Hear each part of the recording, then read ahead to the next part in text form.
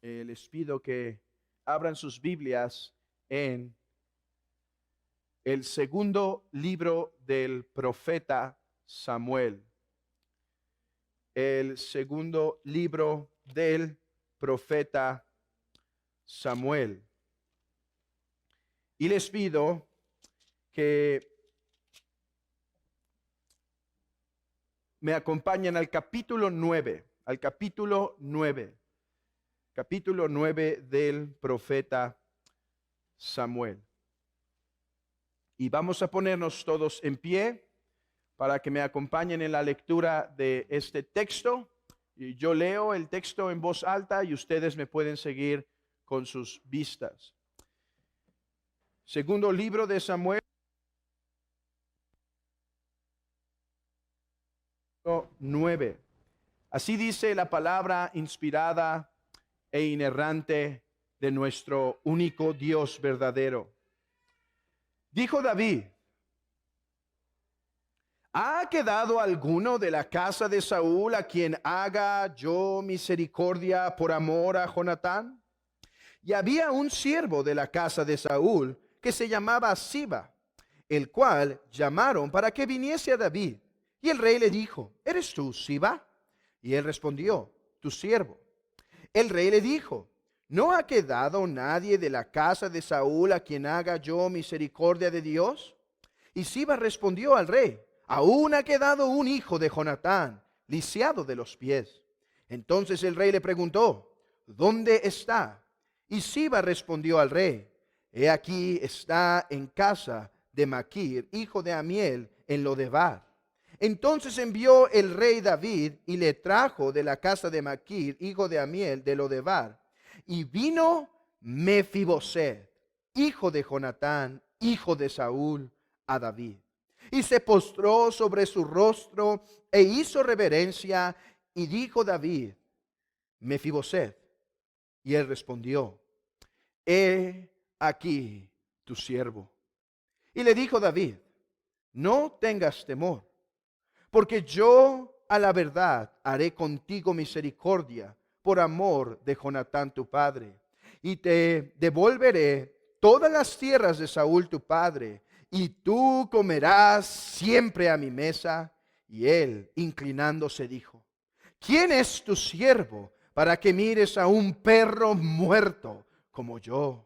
Entonces el rey llamó a Siba, siervo de Saúl, y le dijo: todo lo que fue de Saúl y de toda su casa, yo lo he dado al hijo de tu señor. Tú pues le labrarás las tierras.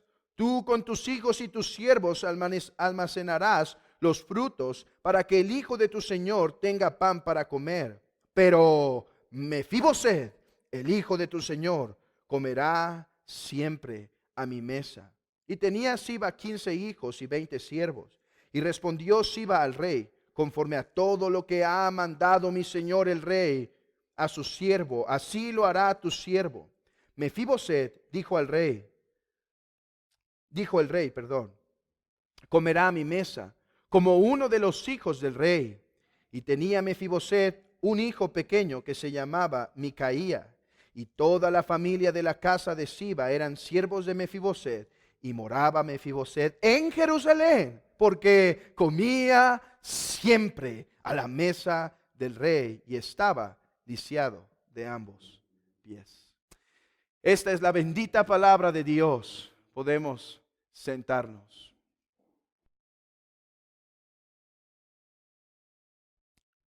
Por las mañanas estaré enseñando el Evangelio de Juan, lo que hemos hecho por un largo tiempo.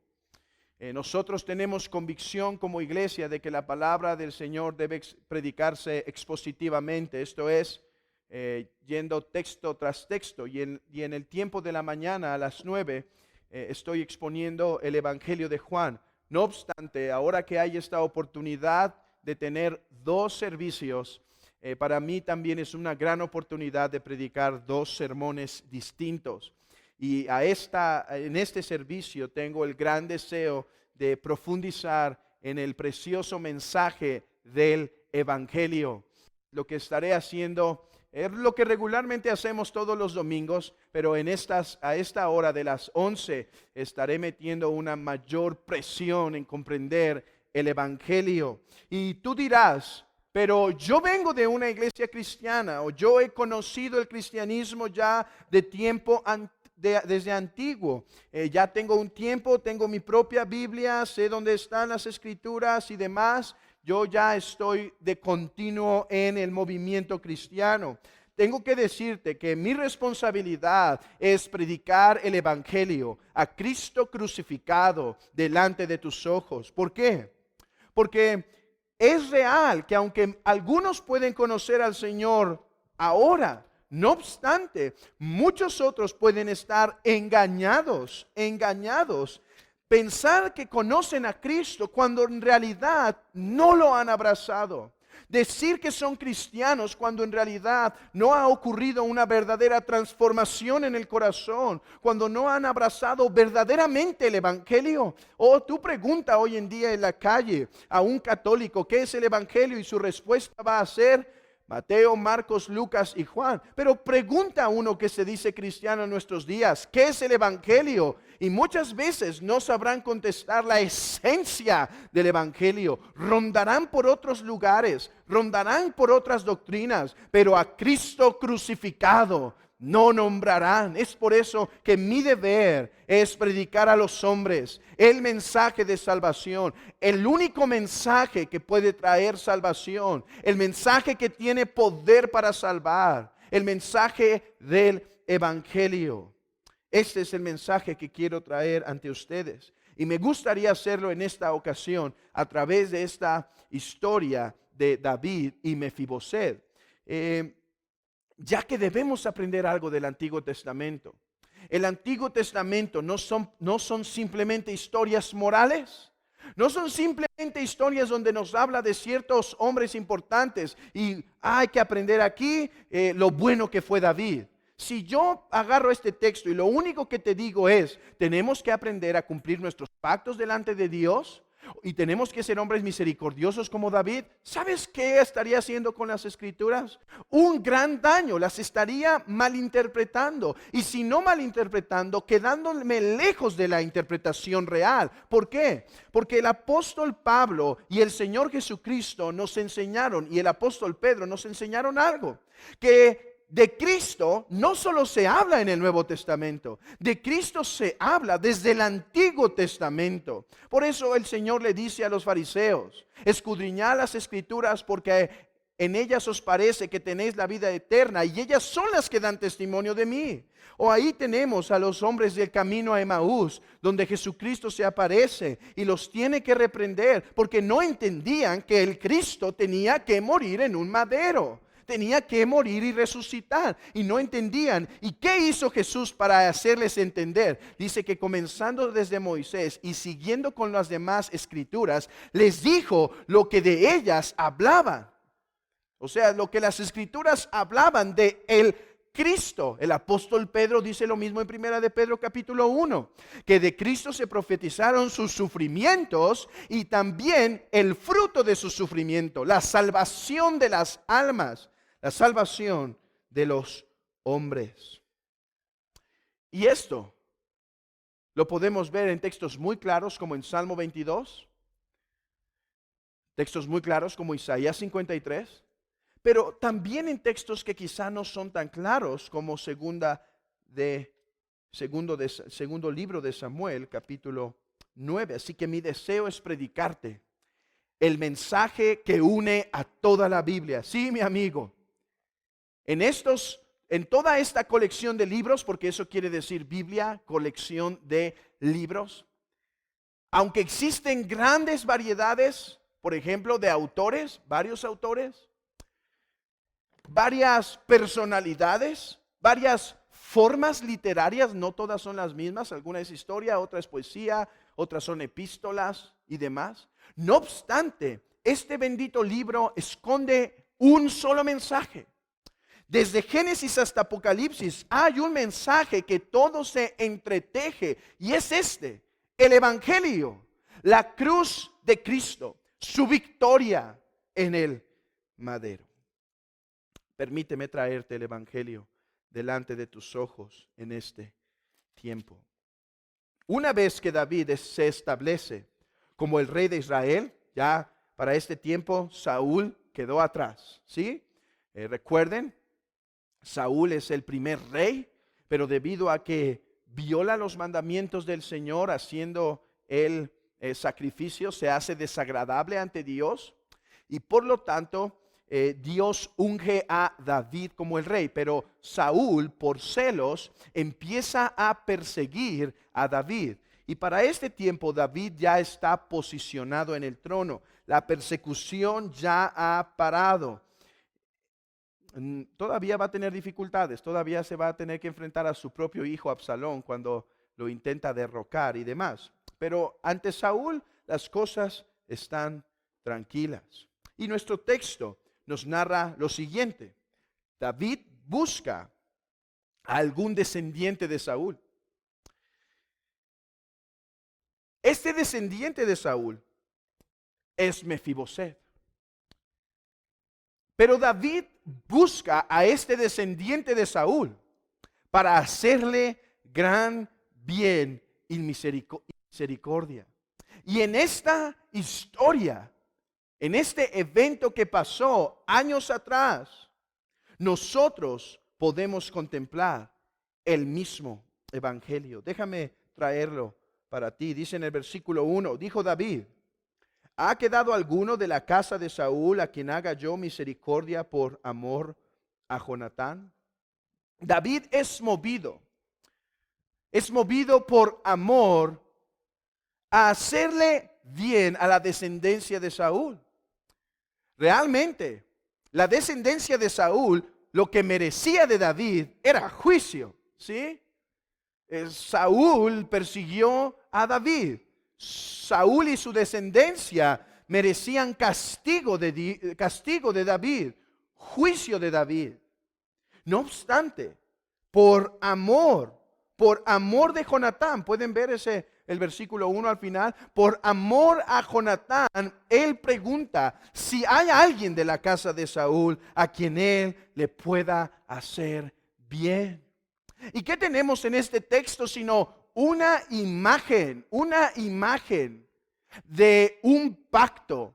David y Jonatán hicieron un pacto. Esto se nos narra en 1 de Samuel capítulo 20, en donde David y Jonatán pactan que David le haría bien a la descendencia de Jonatán, que David no se olvidaría de ellos. Y eso es lo que está recordando aquí David, por amor a Jonatán. De hecho, la palabra hebrea amor aquí es la palabra hebrea gesed. Es una palabra que es difícil traducir en el español. ¿Por qué? Porque la palabra hebrea gesed transmite más que un amor o una emoción. La palabra hebrea gesed nos habla de una constante fidelidad. Una constante fidelidad. La Biblia dice que Dios tuvo gesed con el pueblo de Israel, fidelidad al pacto. Y esto es lo que está trayendo aquí David a su mente. Dice, ¿hay alguien de la casa de Saúl a quien yo pueda hacer misericordia? Porque yo seré fiel al pacto que hice con Jonatán. Amigo, hay en las Escrituras un pacto mayor que el que David hizo con Jonatán. Este es llamado un pacto de paz o un pacto de redención, en donde Dios decidió hacer bien a los hombres, decidió tener misericordia con los hombres. ¿A qué pacto me refiero? Al que se nos revela en Juan capítulo 3, que dice que Dios amó tanto al mundo que envió a su Hijo unigénito. El mismo que se nos revela en Gálatas capítulo 4, que cuando llegó el cumplimiento del tiempo, Dios envió a su Hijo nacido de mujer y nacido bajo la ley.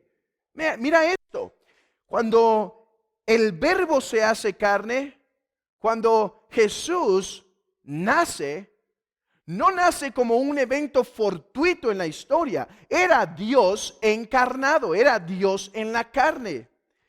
Pero dicen las Escrituras que la razón por la cual, o el tiempo en el cual Él nació, fue porque el tiempo estaba cumpliéndose. Dice que Dios, en el tiempo debido, envió a su Hijo, nacido de mujer y nacido bajo la ley. Jesucristo, tiempo después, reflexionando sobre su obra que hizo, Él dice esto: Padre, he acabado la obra que me diste que hiciese. ¿Cuándo le dijo que hiciese una obra? ¿En qué momento?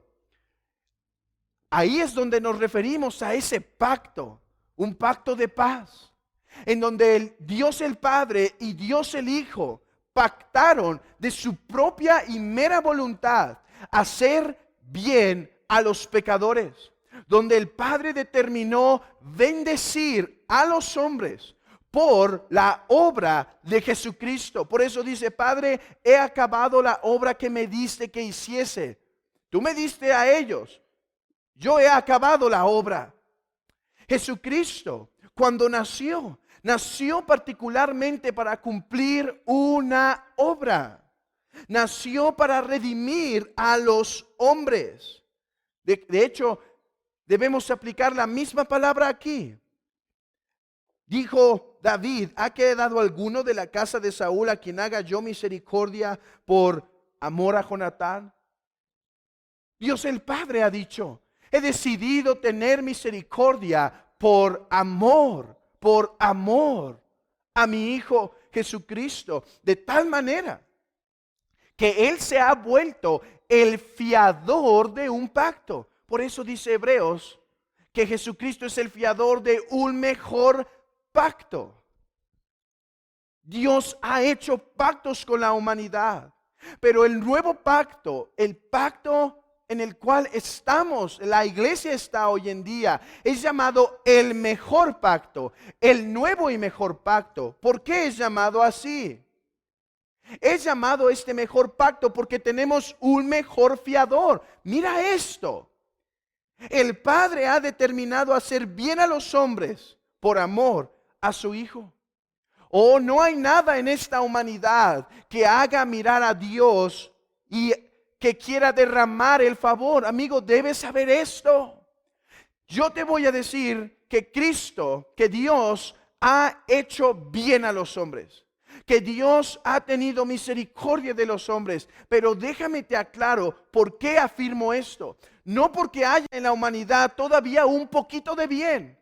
¿Sabes? Esa es la imagen que el mundo hoy nos intenta transmitir. Todavía en lo profundo del corazón del hombre hay bien. Por eso Dios, cuando nos ve con misericordia. No es cierto.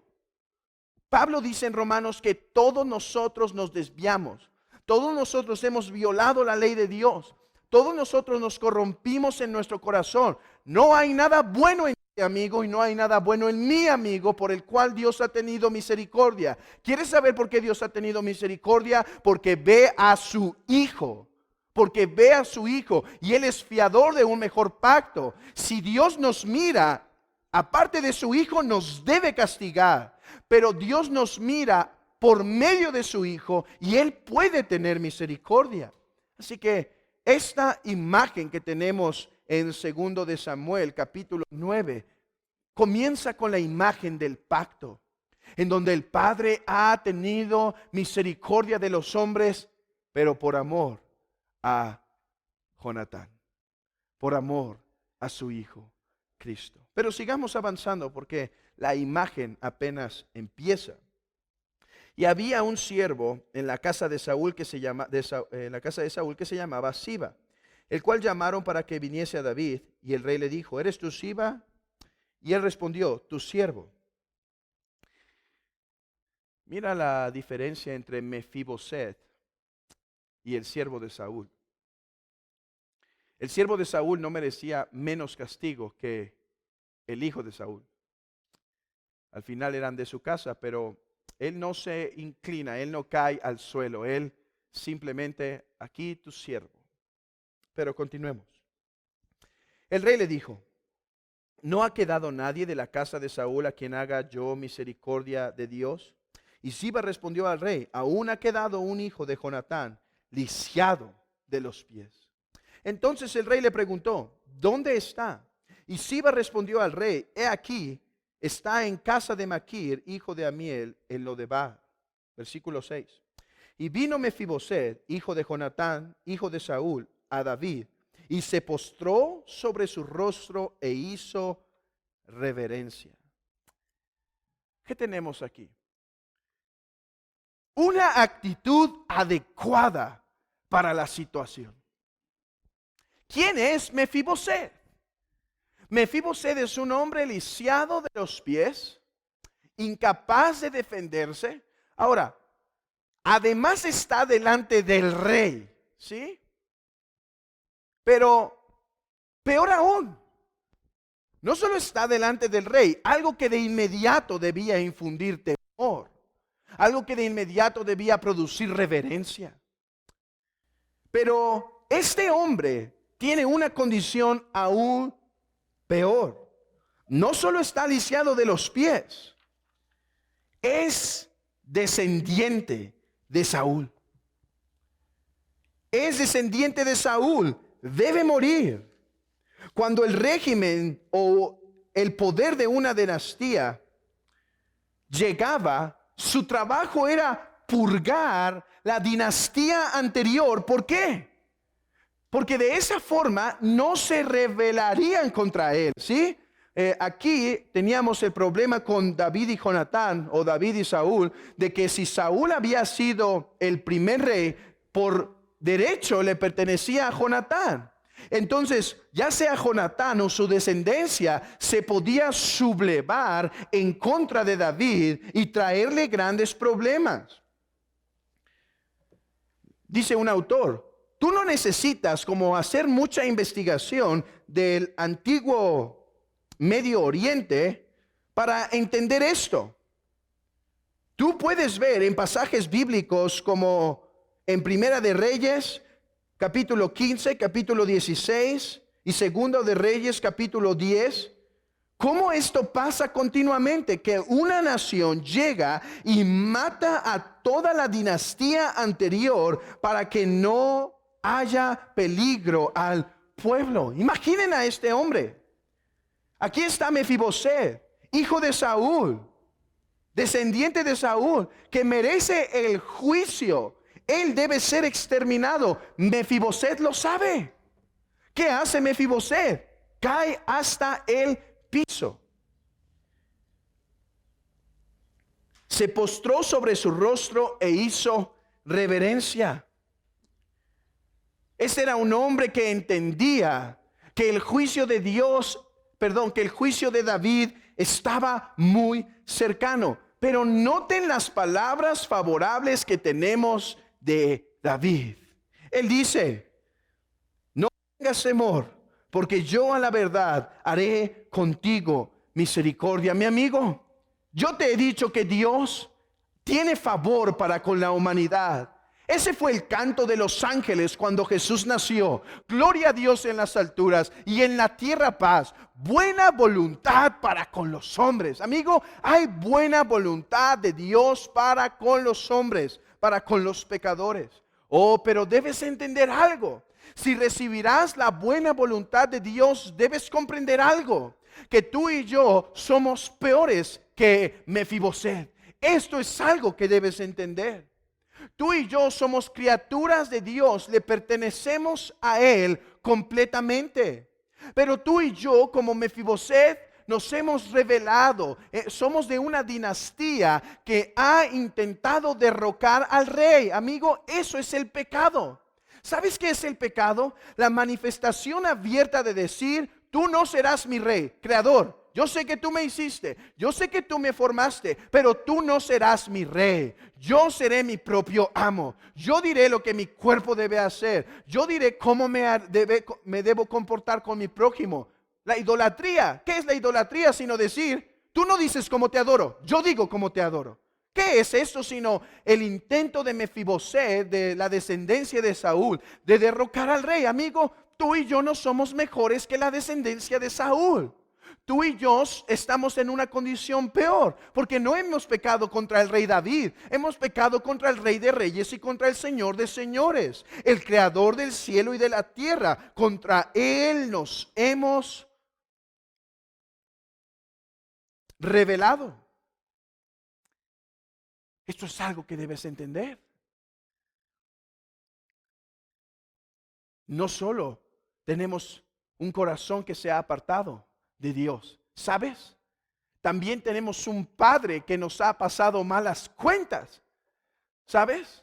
Mira esto, Mefiboset tenía por padre a Saúl. Esto es, inmediatamente eso lo hacía un hombre ejecutable para el rey. Su descendencia debe morir. Amigo, no solo hemos pecado contra Dios, no vengo a convencerte, no estoy aquí para convencerte que has pecado. Has pecado, he pecado contra Dios. No estoy intentándote decir, por favor reconoce que has pecado. Lo has hecho. Hemos violado los mandamientos del Señor. Nos hemos alejado de Él. Hemos hecho con nuestras vidas lo que nos ha placido por tantos años. Los hemos ignorado. Seguimos viviendo en la inmundicia de nuestros pecados, en la lascivia, en la lujuria, en las orgías, en la fornicación, en el adulterio, en la borrachera. Hemos pecado contra Dios.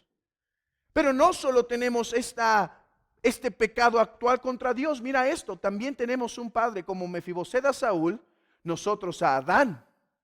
Como Mefiboset a Saúl, nosotros a Adán. Amigo, el día en que Adán pecó contra Dios en el jardín, ese día a todos nosotros nos trajo maldición. Ese día a todos nosotros nos trajo una deuda delante de Dios. Por eso dice el apóstol Pablo en Romanos 5, que por un hombre entró la maldición al mundo. Por un hombre, amigo. Por un hombre vino este juicio.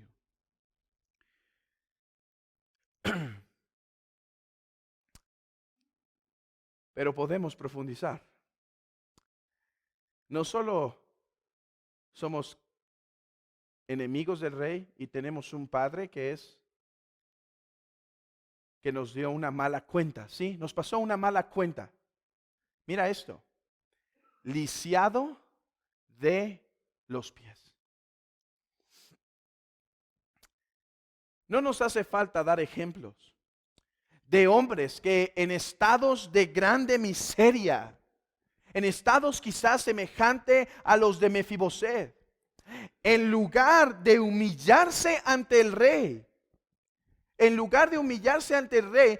se hubiese atrevido aún a aventar piedras, se hubiese aún atrevido a escupir en su cara. Ese es el corazón del hombre. Pero aquí está, lisiado de los pies, incapaz de poder salvarse a sí mismo, incapaz de poderse hacer un propio bien, incapaz de ayudarse, amigo. Esto es algo que debes entender en tu corazón. No hay forma en la que por tus propios méritos puedas darte paz con Dios. Tú y yo estamos enemistados contra Dios. Debes saber esto. El pecado no es una simple cosita en nuestra vida. El pecado nos separa de Dios. El pecado ha hecho enemistad entre Dios y nosotros. Estamos cortados de su presencia. Pero no hay nada que podamos hacer para ayudarnos. ¿Qué podía hacer Mefiboset para defenderse? ¿Qué podía? ¿Lisiado? ¿Un ejército quizá alrededor de él? Al instante David lo podía ejecutar. Debes saber esto. No hay nada que puedes hacer para ganar tu perdón delante de Dios. Ese es el error de la religión.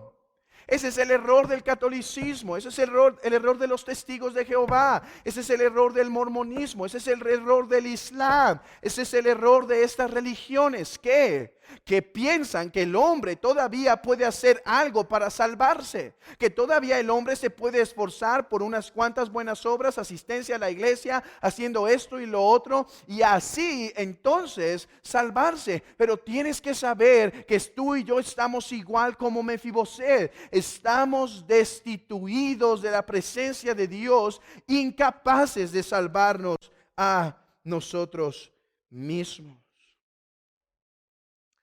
Pero David quiere tener misericordia de Mefiboset. Oh, debemos entender esto en nuestras mentes.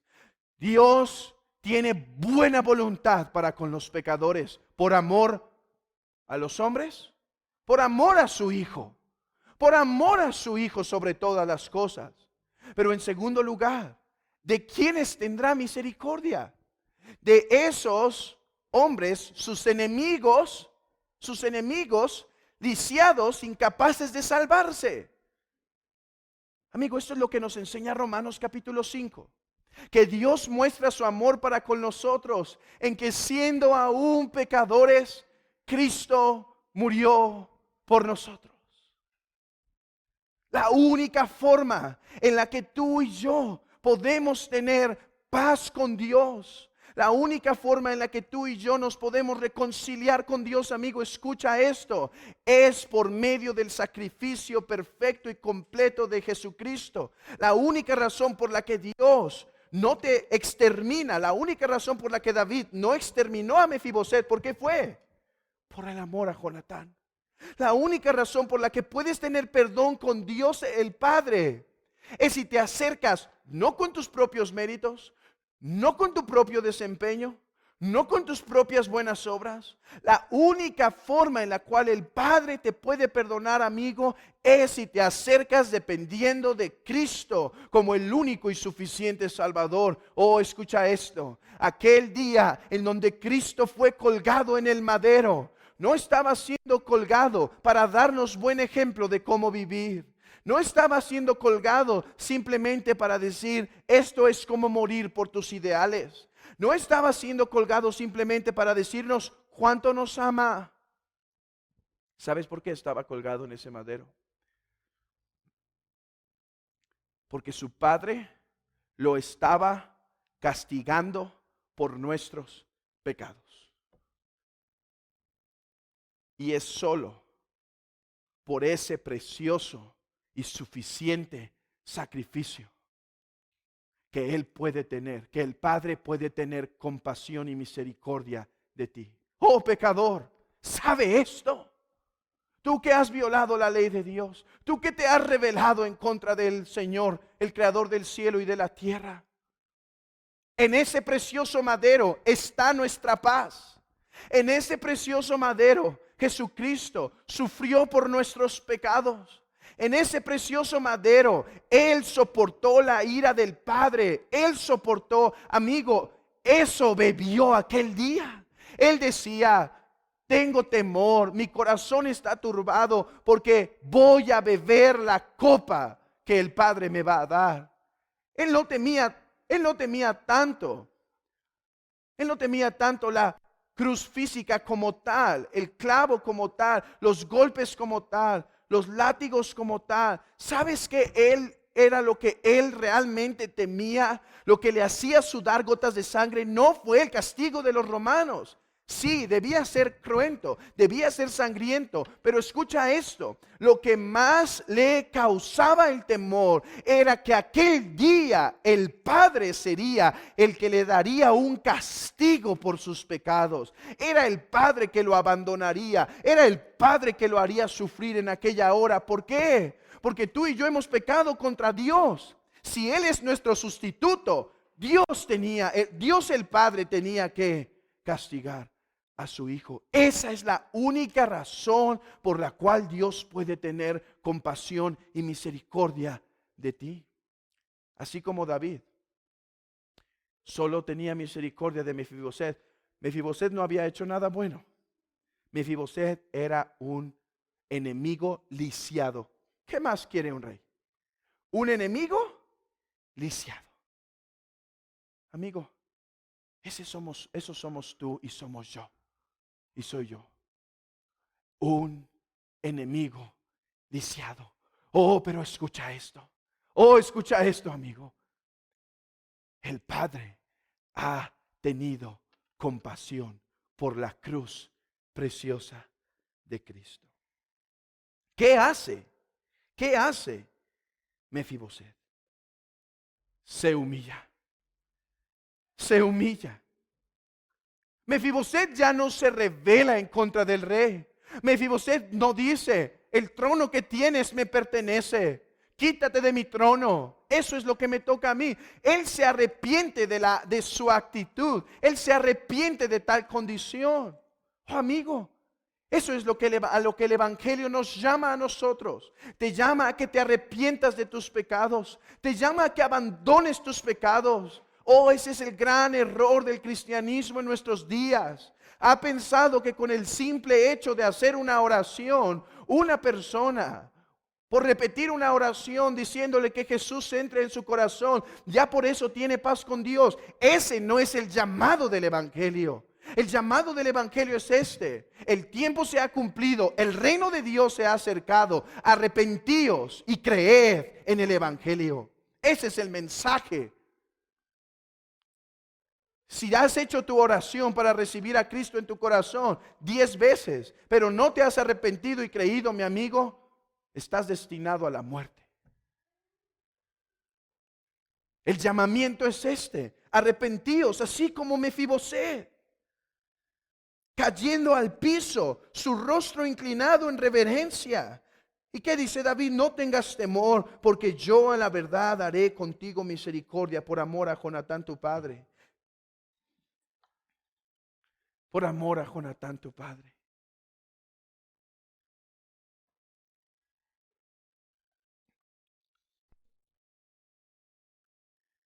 Pero me gustaría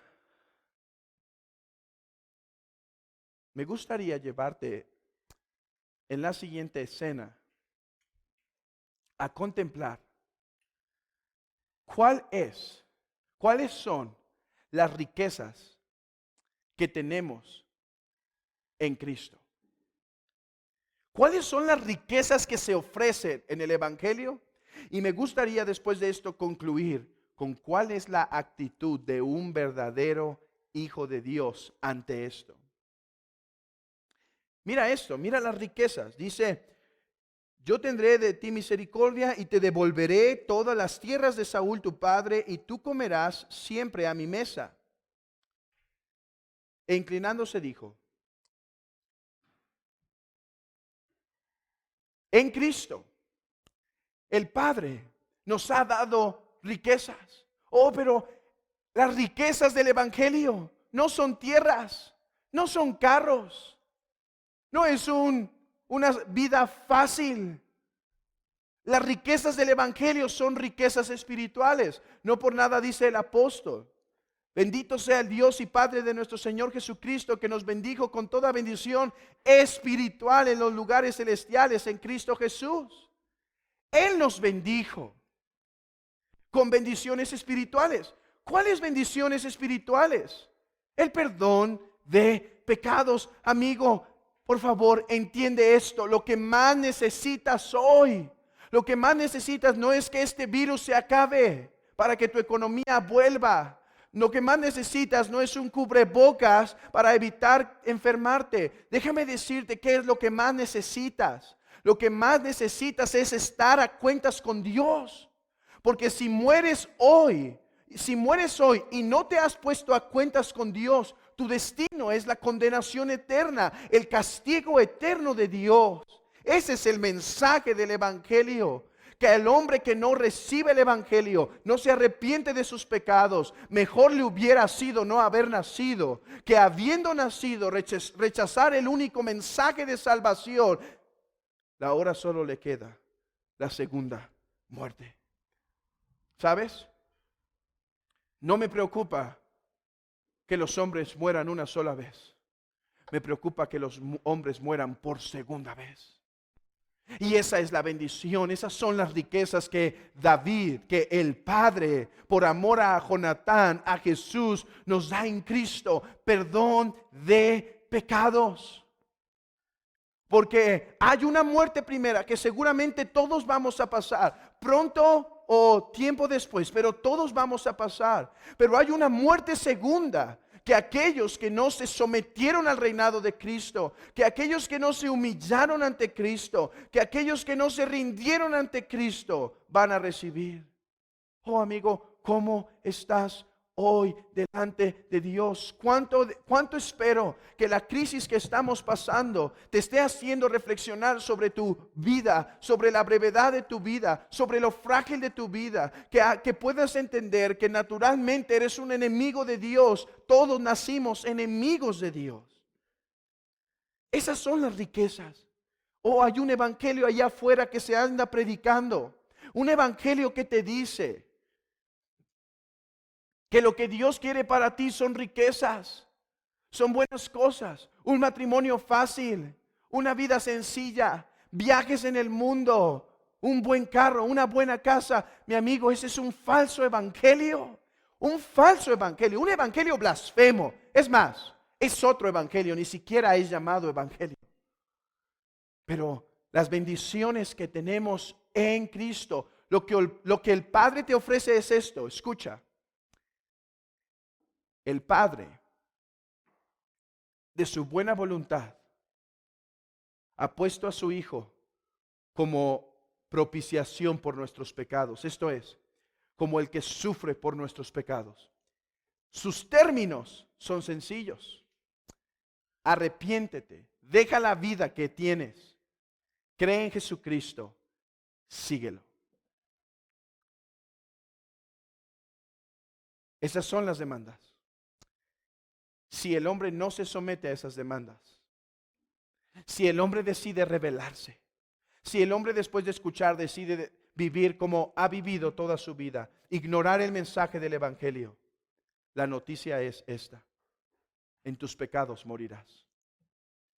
En tus pecados morirás. ¿Cuál debería ser la actitud? ¿Cuál debería ser la actitud de los que están aquí ante tal situación, ante tales promesas? Esta debería ser la actitud. Miren conmigo el versículo 8. Y él, ¿quién? Mefiboset, inclinándose, cuando le dice las bendiciones que va a tener, dijo: ¿quién es tu siervo para que mires a un perro muerto como yo? Oh, gran entendimiento de la gracia. Gran entendimiento de la gracia. Por eso he titulado este sermón de forma sencilla: Mefiboset, perro muerto. Y yo te he dicho que tú y yo no somos un mejor Mefiboset, somos un peor Mefiboset. Porque nuestro problema no es ser descendientes de Saúl, es ser descendientes de Adán. Nuestro problema no es haber pecado contra David, es haber pecado contra el único Dios verdadero. Nuestro problema no es que tenemos los pies lisiados, es que tenemos un corazón lisiado. Tenemos un corazón que solo sabe hacer lo malo. Pero esta es la actitud de uno que ha comprendido la gracia. Esta es la actitud de uno que ha comprendido el perdón. Este es uno que sabe que debe morir. Este es uno que sabe que debe ser juzgado. Este es uno que sabe que no tiene esperanza. Pero las puertas del paraíso mismo se le han abierto. Se le ha dicho: te devolveré tus tierras. Te pondré un trabajador. Él trabajará para ti. Y sobre todo comerás a mi mesa. Y él dice: ¿quién es este tu siervo? Este perro muerto, para que tengas de él misericordia. David, entiende lo que estás haciendo. ¿Quién soy yo? ¿Quién soy yo? Nos cuesta entender las palabras de David debido a nuestra falta de asociación con el pueblo judío. Pero un perro para ellos, no crean que era como en nuestros días. Una mascota que algunas personas quizá ya están adoptado como sus hijos, y mucho tipo de adornos, y los visten, y para nada que era eso un perro en el tiempo judío. Un perro era una bestia despreciable.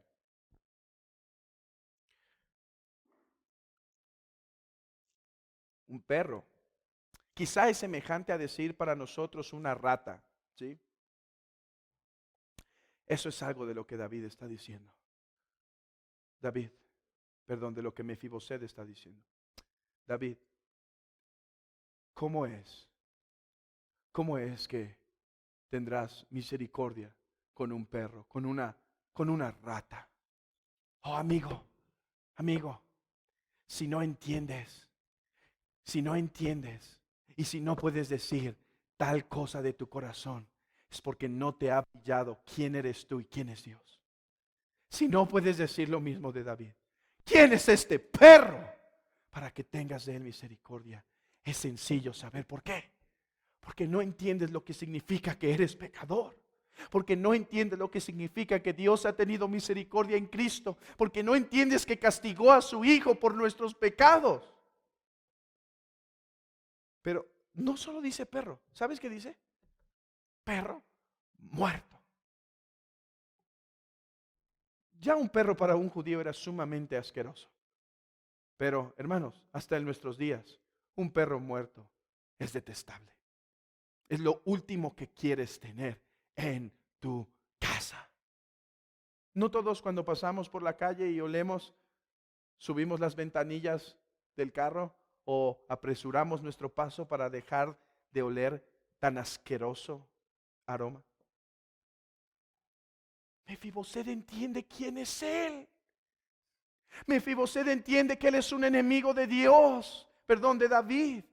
Mefiboset entiende que él es enemigo y que está lisiado, que no puede hacer nada. Amigo, entiende, eres pecador, hemos pecado contra Dios, no puedes hacer nada para salvarte. Tú y yo no somos mejor que Mefiboset, no somos mejor que un perro muerto, somos criaturas detestables. Piensa esto, el creador del cielo nos formó y nosotros nos rebelamos contra él, cada uno por su propio camino, cada uno se desvió, todos como ovejas nos descarriamos, nos hemos parado contra el rey y le hemos dicho: tú no vas a gobernar en mi vida, tú no vas a mandar en mi vida. Miren esta sociedad putrefacta en la que nos encontramos, hombres con hombres, mujeres con mujeres, mujeres asesinando a sus hijos en el vientre. Y tú y yo no somos mucho mejor. Somos enemigos de Dios, detestables ante Él.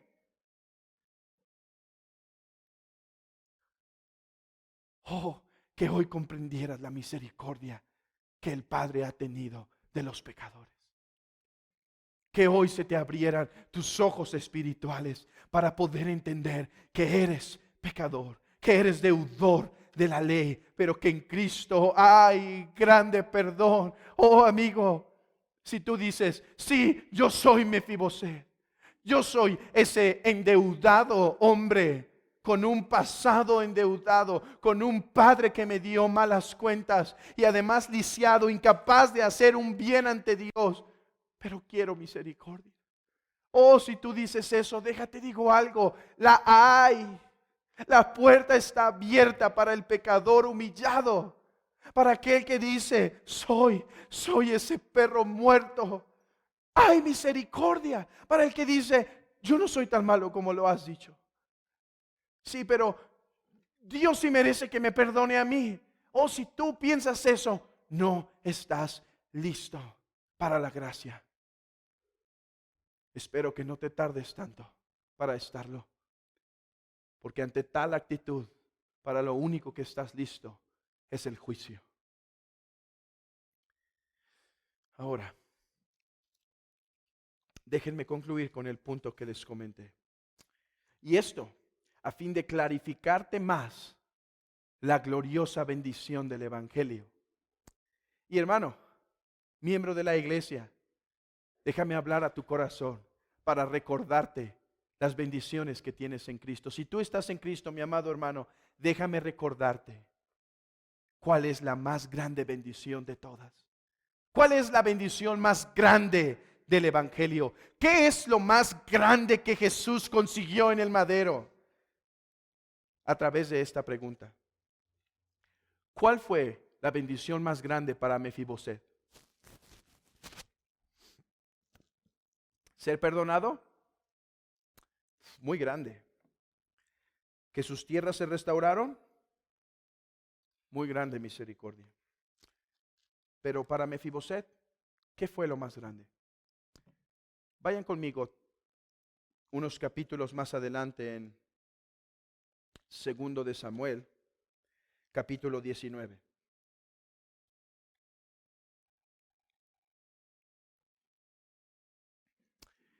Para el capítulo 19 ya pasaron varios eventos, ¿sí? ¿Qué eventos? Bueno, Absalón ya se rebeló, ya murió. David ya lloró por Absalón. Hijo mío, Absalón, hijo mío, Absalón. ¿Quién me diese que muriese yo por ti? Y aquí David se encuentra regresando hacia Jerusalén. Varias personas se le presentan y una de esas personas, David tiene que salir de Jerusalén por Absalón y muchas de las personas que amaban a David se quedan en Jerusalén. Y entonces llega Mefiboset a recibirlo. Versículo 24. También Mefiboset, hijo de Saúl, descendió a recibir al rey. No había lavado sus pies, ni había cortado su barba, ni tampoco había lavado sus vestidos, desde el día en que el rey salió hasta el día en que volvió en paz, como un acto de lamento, ¿sí? Un acto de lamento. Mientras el rey no esté, no voy a tener cuidado de mí mismo, porque si él no está, mi corazón no está feliz. Y luego que vino él a Jerusalén a recibir al rey, el rey le dijo: Mefiboset, ¿por qué no fuiste conmigo? Oh, es que David sabía lo que había hecho con Mefiboset, ¿saben? David sabía que él había tenido una gran misericordia, grande misericordia. Y dice: Mefiboset, de todos está bien, pero ¿por qué no me acompañaste? ¿Por qué no saliste a recibirme? Y él respondió, versículo 26, Rey, señor mío, mi siervo me engañó, pues tu siervo había dicho: enalbárdame un asno y montaré en él, e iré al rey, porque tu siervo es cojo. Pero él había calumniado a tu siervo delante de mi señor el rey, mas mi señor el rey es como un ángel de Dios. Haz pues lo que bien te parezca. ¿Qué es esto de que le engañó? No vamos a ir ahí, pero en el capítulo 16 de este mismo libro tenemos este engaño que hace Siba. Y es que Siba se acerca a las orillas para encontrar a David y darle provisiones. Y entonces pregunta el rey: oye, ¿por qué Mefiboset no te está acompañando? Y él dice: es que Mefiboset quiere esperar que Absalón sea confirmado en el reino. Y entonces Saúl dice: Mefiboset, ¿por qué no subiste conmigo? Y está explicando esto aquí. Sí, David.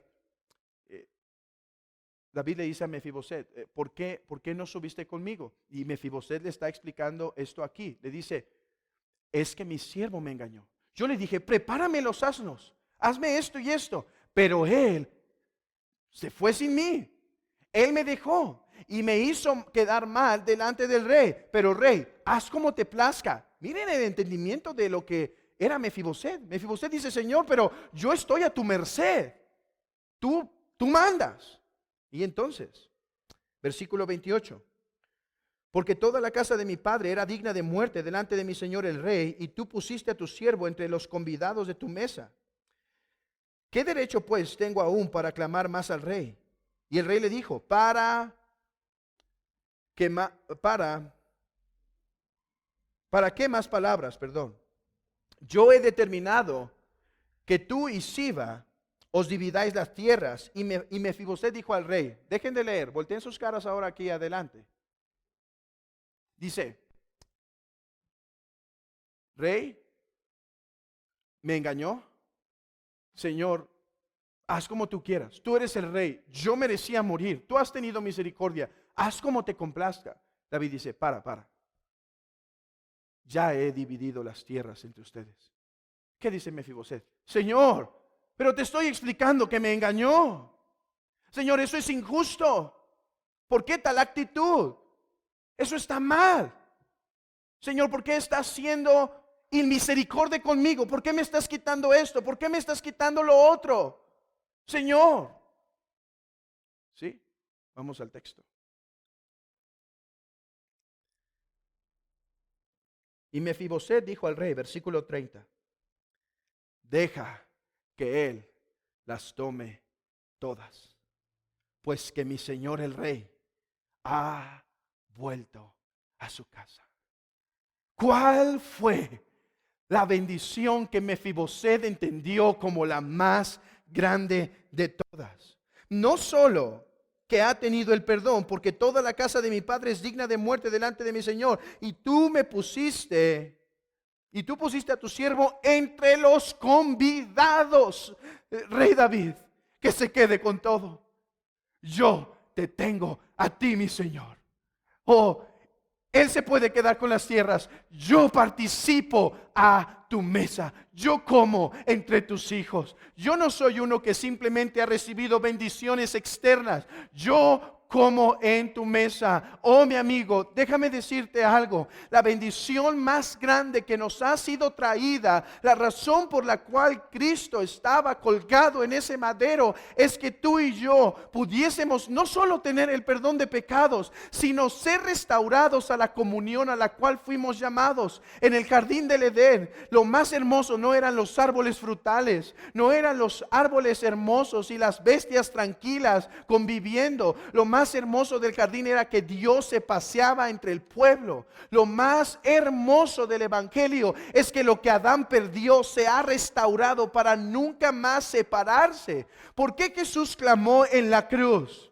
Elohim, Elohim, lama sabactani. Dios mío, ¿por qué me has abandonado? ¿Sabes por qué el Padre abandonó al Hijo? Para que tú y yo no fuésemos abandonados, para que tú y yo pudiésemos tener una comunión con Dios. Eso es lo más hermoso del evangelio. No es solo que si estás en Cristo, hermano, viviremos con Él largos días, viviremos con Él eternamente.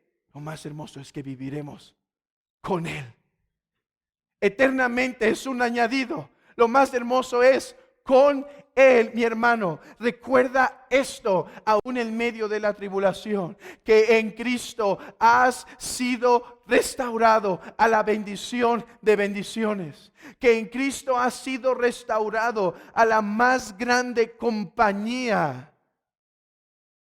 Dios con nosotros. Amigo, tu corazón está vacío si no estás en Cristo. Tu corazón está vacío. Por eso saltas de lugar en lugar, de pecado en pecado. Por eso saltas. Porque tu corazón está vacío. Tu corazón no fue hecho para que se satisfaga con las cosas de este mundo. Tu corazón fue hecho para adorar a Dios y gozar de la comunión con Él. Hermano, nunca pierdas de vista la bendición del Evangelio. Hermano, nada nos puede separar de este amor. Nada nos puede separar de esta comunión. Nada nos puede quitar, hermanos, de lo que Cristo consiguió en el madero, porque Él fue abandonado por nosotros, mi amado hermano, para que tú y yo gocemos de comunión con Él. Paz con Dios, comunión con Dios, ser restablecido con nuestro Creador. Nuestro corazón se satisface y se llena eso. Oh, mi hermano, si estás pasando por temor en medio de estas circunstancias, si estás pasando por inquietudes, ansiedades, en medio de esto recuerda todo, recuerda esta verdad. En medio de esto recuerda esta verdad. David, si quieres que se lo quede todo, yo te tengo a ti. Oh, hermanos, no sabemos qué pondrá el Señor delante de nosotros, pero lo tenemos a Él.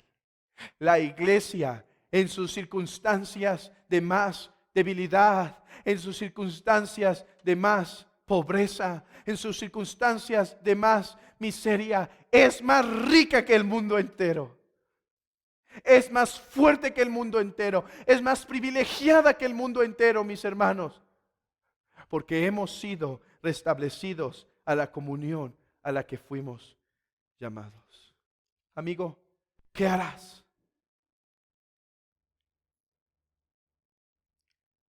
en tus pies, en tu condición lisiada, intentarás seguir lanzando piedras contra el rey, o reconocerás: perro muerto soy, pero ten misericordia de mí. Hermanos, hermanos, esa es la iglesia de Dios. No somos muchos nobles, no somos muchos poderosos, no somos muchos grandes. Esta es la iglesia de Dios. Perros muertos, alcanzados a misericordia.